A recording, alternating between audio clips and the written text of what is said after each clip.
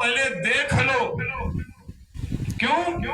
क्योंकि गुरु बनाने से पूर्व यदि तुमने उसमें दोष देख लिए तो गुरु मत बनाओ, उसको गुरु मत बनाओ। क्योंकि यदि तुमने उसमें दोष देख लिया है तो फिर वो आपके लायक नहीं। और यदि किसी को गुरु बना लो तो फिर उसमें दोष देखो नहीं, क्योंकि यदि दोष दर्शन बाद में हुआ तो फिर वो आपको पाप लगेगा। आपके गुरु कैसे भी हो वो गुरु हैं, और गुरु की जो शरण में रहे। अच्छा, गुरु का भी भाई कर्तव्य होना चाहिए कि ध्यान रखें। एक आश्रम में एक प्रसंग याद आ गया, हम लोगों के साथ बड़ा हुआ है।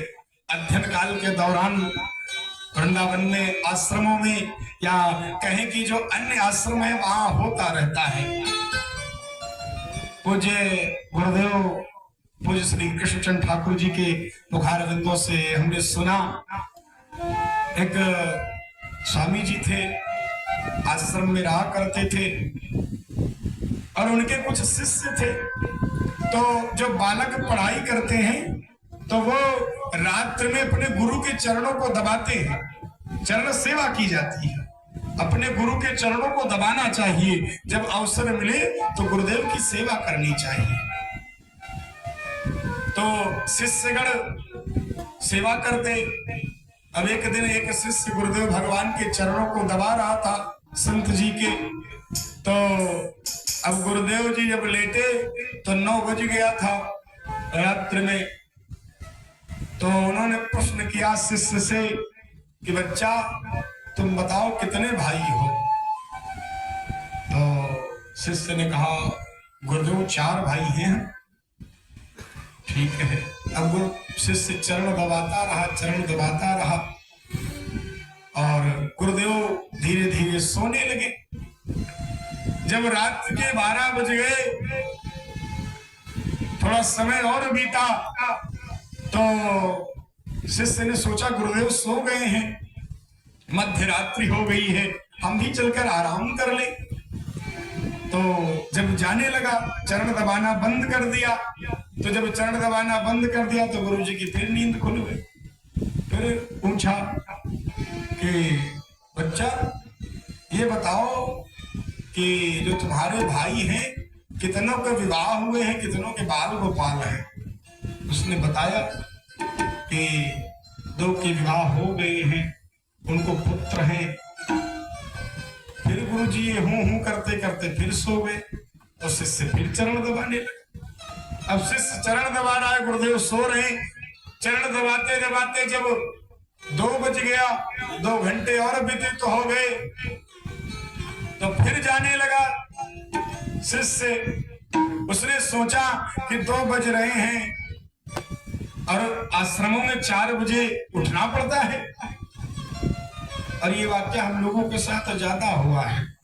तो गुरुदेव के चरणों से फिर हाथ हट गया शिष्य का कि जाए आराम कर ले, क्योंकि 4 बजे उठना है तो 1 घंटे 2 घंटे हम भी सो लेंगे। और जब शिष्य जाने लगा तो गुरुदेव फिर जग गए और फिर वही प्रश्न कि बच्चा बताओ तुम कितने भाई हो? वही जो 9 बजे पूछा था, आज रात में फिर 2 बजे पूछ रहे हैं कि बच्चा तुम बताओ कितने भाई हो? तो शिष्य ने तुरंत अपने हाथ जोड़ लिए कि गुरुदेव भगवान हम 3 भाई हैं।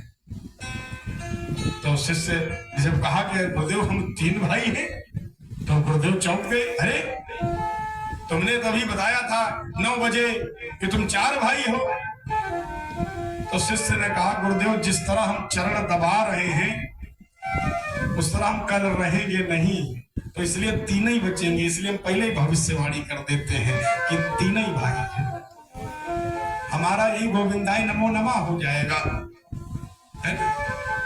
तो शिष्य की भावना, शिष्य की स्थिति और शिष्य की परिस्थिति दोनों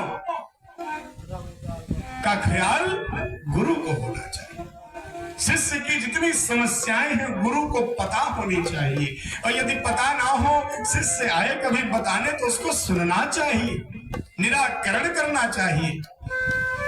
और जब तक निराकरण ना हो जाए अपने शिष्य को ढांढस बंधाना चाहिए कि बेटा ठीक हो जाएगा।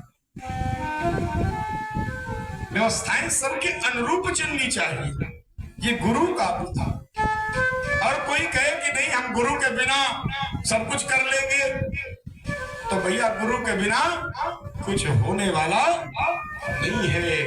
आप चाहे जितने प्रयास कर लो, चाहे जितना कार्य कर लो, जप तप कर लो, बिना गुरुदेव के कुछ प्राप्त नहीं होने वाला है। कहा जाता है कि चिंतामणि लोक शुभम सुरद्रुह स्वर्ग संपदम। चिंतामणि यदि आपको मिल जाए तो सांसारिक सुख सारे मिल जाएंगे। सुरद्रु अर्थात कल्प वृक्ष, यदि कल्प वृक्ष मिल जाए तो आपको स्वर्ग के सारे सुख मिल जाएंगे।